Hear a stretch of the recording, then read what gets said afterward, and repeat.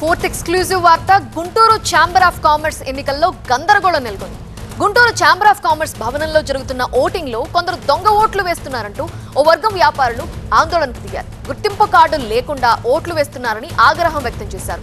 ఎన్నికల అధికారిగా ఉన్న మాజీ అధ్యక్షుడు ఆంజనేయులు ఒక వర్గానికి మద్దతిస్తున్నారంటూ మండిపడ్డారు. ఓటింగ్ జరుగుతున్న వేళ ఆయన వ్యతిరేక వర్గం నినాదాలు చేయడంతో ఉద్రిక్త పరిస్థితులు ఏర్పడ్డాయి.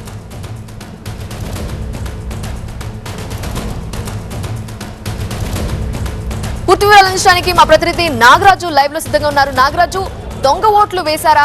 ఆ వర్గం చెప్తున్న వాదన ఏంటి? మరి వీళ్ళేమంటున్నారు? గుంటూరులోని ఛాంబర్ ఆఫ్ కామర్స్ ఎన్నికలు సాధారణ ఎన్నికలను కల్పిస్తా ఉన్నాయి. ఎన్నికలు ముగిసి మనకు 6 నెలలు కూడా కాకముందే ప్రస్తుతం చూసినట్టయితే చాలా మంది రైతులు కీరా దోసకాయ సాగు చేస్తూ ఎకరంలో 20 లక్షలు సంపాదిస్తున్నారు సంవత్సరానికి. ఆ తెలుగు నేర్చుకోవడానికి ఇప్పుడే ఫ్రీడమ్ యాప్ ని డౌన్లోడ్ చేసుకోండి.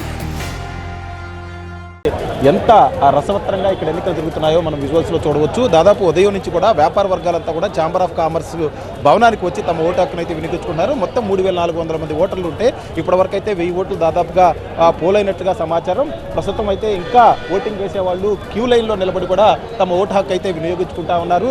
దాదాపుగా ఇక్కడ ఏదైతే ఛాంబర్ ఆఫ్ కామర్స్ గుంటూరులో ప్రధానంగా 2 వర్గాలు అయితే విడిపోయినట్టుగా కూడా తెలుస్తూ ఉంది. ఒకటి పల్నాడు వర్గం, రెండోది నాన్ పల్నాడు వర్గం. అంటే పల్నాడు వర్గానికి సంబంధించిన వ్యాపారస్తులు మొదటి నుంచి కూడా తమ ఓటు హక్కును ఎంచుకొని ఈ ఛాంబర్ మీద పట్టు సాగిస్తూ ఉన్నారు. గతంలో ఉన్న ఆతుకూరి ఆంజనేయులు చైర్మన్గా ఉన్న ఆయన కావచ్చు, లేకపోతే ఇప్పుడు మరొకసారి పోటీ చేస్తున్న ఏల్చూరు వెంకటేశ్వర్లు, ఈయన కూడా పల్నాడుకు సంబంధించిన వ్యాపారి. అంటే ఈ వర్గం అంతా కూడా పల్నాడుకు చెందిన ఒక వర్గం గాను, మరొక వర్గం గుంటూరు తెనాలి డివిజన్, మిగతాది ఏదైతే ఉమ్మడి గుంటూరు జిల్లాలో ఉన్నా ఆ డివిజన్కి సంబంధించిన ఓటర్లుగా కూడా ఉన్నారు. ప్రస్తుతం అయితే పోలింగ్ అయితే కొనసాగుతూ ఉంది. అయితే మాత్రం ఉదయం కొంత టెన్షన్ నెలకొంటుందనే పోలీసులు వచ్చారు. పోలీసులు పూర్తిగా అదుపులోకి తీసుకొని ఎక్కడా కూడా వివాదాస్పదం కాకుండా, విభేదాలు రాకుండా కూడా ఇక్కడ బందోబస్తు ఏర్పాటు చేశారు. కాబట్టి ప్రస్తుతం పోలింగ్ ప్రశాంతంగా కొనసాగుతుంది.